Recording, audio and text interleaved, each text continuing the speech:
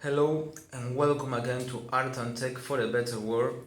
I hope you're okay, you're safe, you're healthy, and you're still taking the necessary precautions. Today we're going to talk about this very peculiar year. It's been a very difficult year. It's an historic year for mankind. But I'm not going to discuss the pandemic or get into the economic complications that came from it or the emotional distress that's still taking a toll on us. I'm going to try to turn this negative into a positive. We're going to talk about the lessons that we may have learned going through this pandemic. Okay, the first one that I can mention is the acceptance of the things that I cannot change. It's been said that many of us, when we first heard the news, went through the 5 stages of grief. They were established by Dr. Kubler-Ross many years ago, and they go from denial to anger, to bargaining, to sadness or depression, and finally acceptance.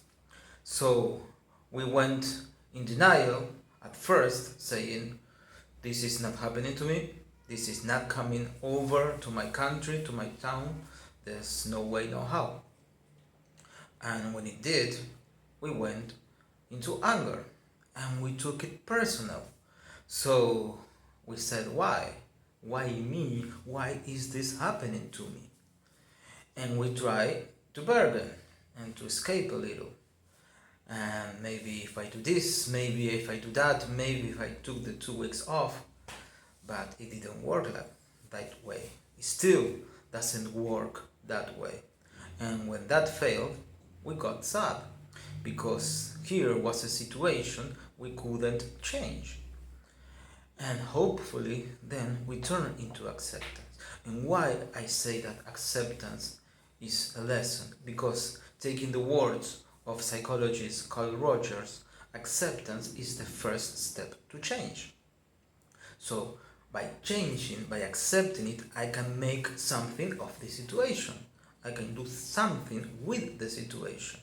Because it's not what is happening to me, it's what I do with what's happening to me, the most important thing.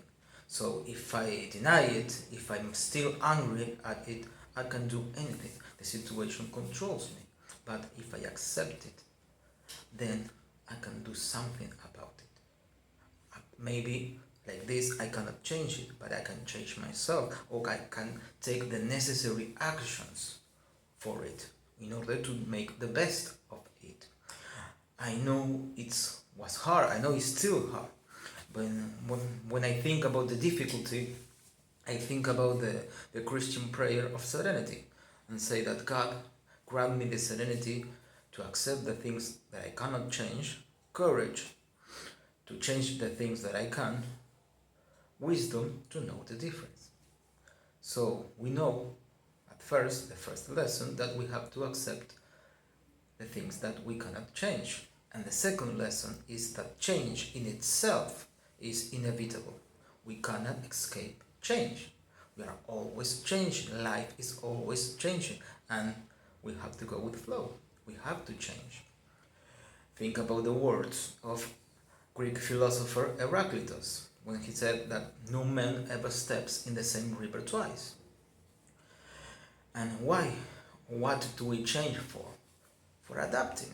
To adapt a situation, to, as I say, to make the best of a situation. Again, natural selections. The species that adapted, that change, they survive and they thrive in the different conditions. So if we change, we keep adapting through the different conditions in life, because life, again, is always changing. So where does change come from? And it comes from a distress, from a situation that is no longer working out. It comes from a crisis. And we can all agree that this is a situation of a crisis. So we can turn this crisis into an opportunity, because not every crisis is an opportunity. I know we heard in the Far East that crisis is the same word as opportunity. I'm sorry, but it's not. They share the same ideogram, which is moment. So, a crisis is a moment of danger. An opportunity is a moment that we can take advantage of, that we make it an opportunity. So, taking the words of Viktor Frankl when we talk about his book Man's Search for Meaning, when we are in a situation we cannot change, we are challenged to change ourselves. So we are the thing between the crisis and the opportunity. We are the ones that can make a crisis, that can turn a crisis into an opportunity by changing, by adapting, by making the best of a situation, by not letting a situation control us. So I know again it may be hard, but think about diamonds. They made under pressure. The pressure makes them what they are, and they emerge from pressure. One of the most beautiful things in the world are made from pressure. So we know we have to accept the things we cannot change. We know that we have to change constantly in order to thrive in different conditions, in order to advance in life, to move on. Where or how can we change? And that is lesson number 3, enlightening our shadows. I know it's a strange title, but when I think about shadows, I think about them the same way a psychologist called Jung. The shadows are the unconscious parts of ourselves that we just put them aside. We don't make them, or we don't use them in our everyday life. So they are in the basement, if you will. So when we are facing this kind of situation where we have to change ourselves, we go in the depth of ourselves. We reach within, and when we reach within, we find our capabilities, our abilities, the parts of our personality that we thought we had no use for. But guess what? We did. We do. We learn about ourselves. We learn about our potential. The potential that can make us, that we can make it a reality, and still thriving, and still moving on, and still dealing with different situations. So this acceptance took us, or led us to a change, and this change led us to ourselves. We learned about ourselves by changing. So not only we learn about our potential, but we also learn about our resiliency. But because we put or we sustain everything that life throws at us, but also move forward. Resiliency makes us not only deal with the situation right now, but keep building a future. We keep moving forward. So, we accept the things we couldn't change, we change, we learn about ourselves, and now we learn about our meaning. What are we doing this for? Lesson number 4. We know why. That takes us to the early month of this year. That takes us to the 5 stages of grief. That takes us to the past. But what are we doing this for pulls us into the future. What are we doing this for makes us move forward, look ahead, keep building a future, because we are not doing this thing just for today. We are not just passing the time. We are building something. Our actions are taking us somewhere, and that is the light at the end of the tunnel. So our actions are bigger than ourselves, and they're moving us forward. The meaning behind our actions is keep moving forward. We have an objective, we have a meaning, we have a motive. So we learn that our situation are moving us forward. Our actions are moving us forward. Our actions have meaning. They're not just, again, we're not just passing the time.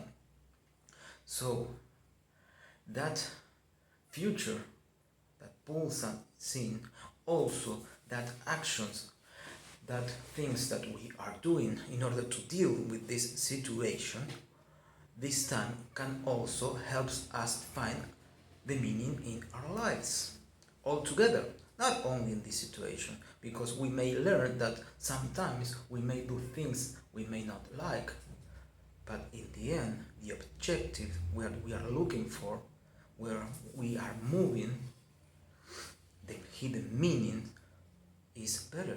The hidden meaning takes us to the future, where we want to go. When I was thinking about this video and making it, I started thinking about the early stages of mankind, far, far away from our technology days. And thinking about how the weather really affected us and how there was a winter season where we have to prepare for it, stockpile food, fixing roofs or houses in order to deal with wind, with snow, with rain, and we have to stay indoors for many months. And those times there wasn't just passing the time, there was nobody angry, there was nobody sad or trying to cheat or trying to get away.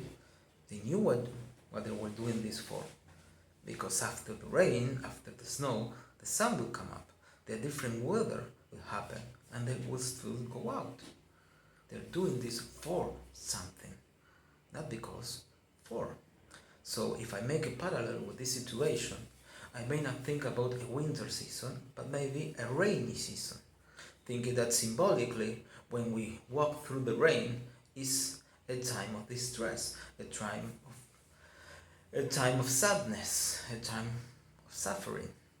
But we go through the rain because we know that the water, the drops, rain of the rain washes our pain. And we know that the rain washes the mud from our eyes. And when the rain stops, because we know it will stop, we will see the sun and maybe a rainbow. So we accepted what we couldn't change, we changed, we learned about ourselves, and we learn about the meaning in our actions in this situation or together in our lives. So what else could we have learned during this pandemic? And to me, that is the perspective of life. Because if I ask you what was the thing that you missed the most during this time, I'm sure that you will answer you, each other, the other persons, us, they, all together, we missed each other. We missed hanging out with each other, talking to each other, an embrace, a kiss, touch. We missed each other. The most important thing that we missed was each other. So we learned that we cannot be separated from each other. We cannot think in ourselves apart from each other. We are the most important things in our lives. Of course, we are not things, but we are the most important. And I know there's a saying in sports that there's no I in team. But if we think about it, there's no me without you. There's no me without us. We are all together. And again, if we think about it, if I take care of myself during this pandemic, I take care of you. If I look after myself, I'm looking after you. We are all on this together. I cannot take care of myself without you, because the consequences of me taking care of myself affects you. So if I do the right thing, I'm doing the right thing by you. So we are all in this together. And we may have learned that selfishness, narcissism, it just doesn't work. It just doesn't work. And when I was again thinking about this, making this video, I thought about the connection between life and love. I think they are completely inseparable, because if we think about love without life, that is impossible. But what is life without love?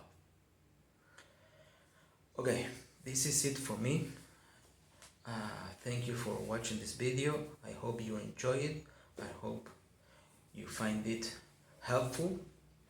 And I want to finish with a phrase or a sentiment or a desire for the next year.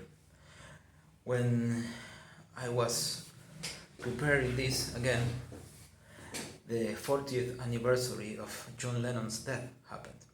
So I started listening to all his recordings again. And of course, I came across the song Imagine. And it just blew me away, because I thought how applicable that song is for today. Think about joining together the world, living as one. How great, how awesome would that be today in the situation the world is today.